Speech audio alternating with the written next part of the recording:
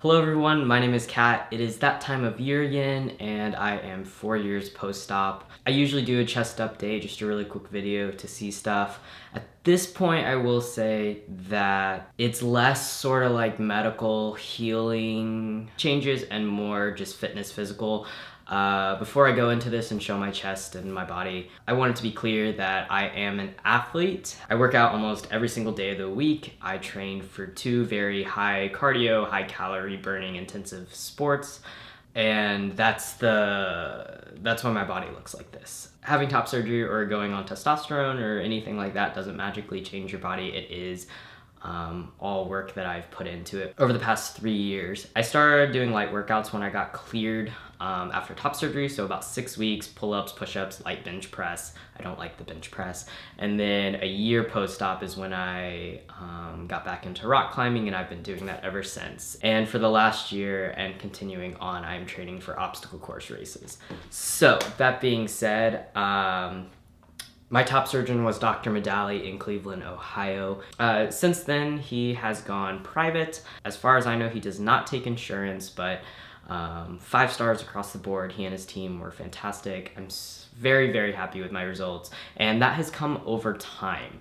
I remember when I first had top surgery, I looked at it and was like, oh my God, are my areolas too big? Like, all this other stuff, like, why does it look like that? And it comes with time, and it comes with learning to kind of like love your body and also putting work into it to see the results that you want.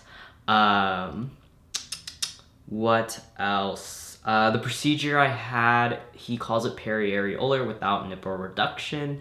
Many other surgeons will call it keyhole. So without further ado, here's my chest. Oh. This is what it looks like.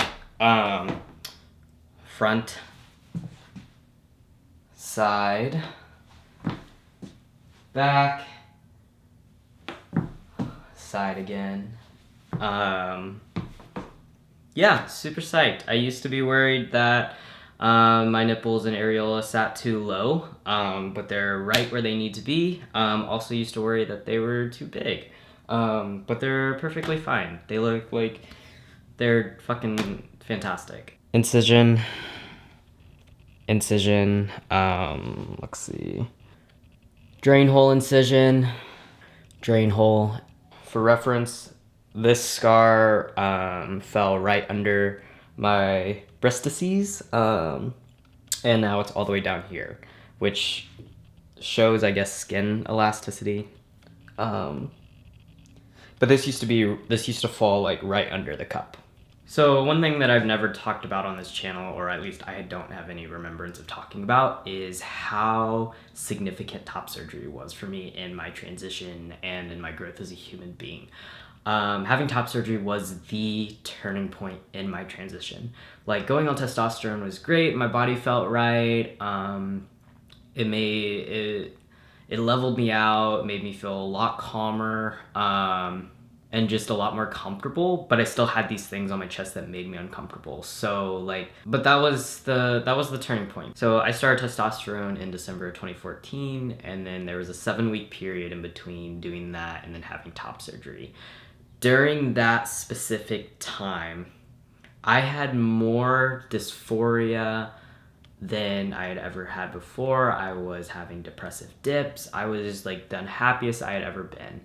And of course, this is my experience. Not everyone feels this way. Top surgery is not always a revelation like this. But top surgery, I think, is by far the standout thing in my transition that has happened. Since then, and this has been big for me, I was an athlete growing up, and going into high school, I had to stop for medical reasons. And after top surgery, I was really excited to play sports again, and was banned from doing it because of my transgender identity and the policies that we have in place here in Kentucky. But since then, top surgery has allowed me to reclaim that athletic identity in solo sports. So I rock climb and I do obstacle course races, and I run. I hate running, but I run.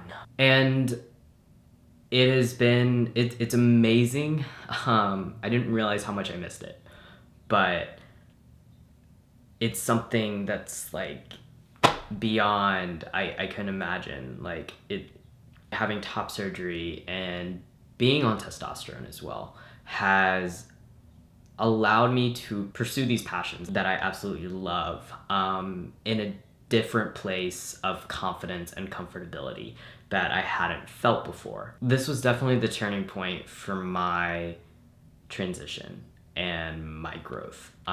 It's gonna be different, but it was also like weird because when I had top surgery and I had my top surgery reveal, I looked down and it wasn't like you see some videos where they're crying and bawling and like because there's this big relief immediately, and I don't think I felt that until I reclaimed my athletic identity, and I feel that now. Because up until I really started working on my body, my fitness, I wasn't comfortable with the way my body looked. It was better, but it wasn't where I wanted it to be. And as a transition out of this, I just want to be clear. I'm not a bodybuilder. I don't want to be a bodybuilder.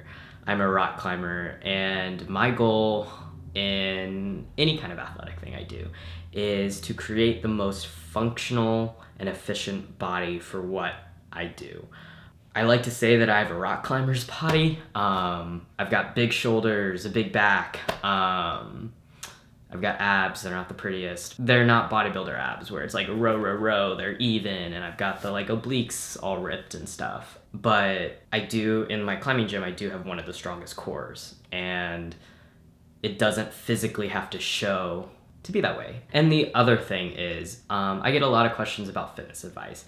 The first thing is, I don't have any dietary restrictions. I'm like semi-lactose intolerant. Sometimes stuff triggers me, but other than that, I'm just really mindful of what I'm putting into my body. But I don't cut sugars, I don't cut carbs, I don't count macros. I try and make sure at the baseline getting enough protein that I need. If you are going for a body and you're trying to figure out how to create a fitness plan, the best advice I can give you is to, one, figure out what kind of exactly body you're striving for. Because what you eat and the workouts you do is gonna reflect the body that you have. A powerlifter and weightlifter's body is gonna look completely different than a dancer's or a rock climber's.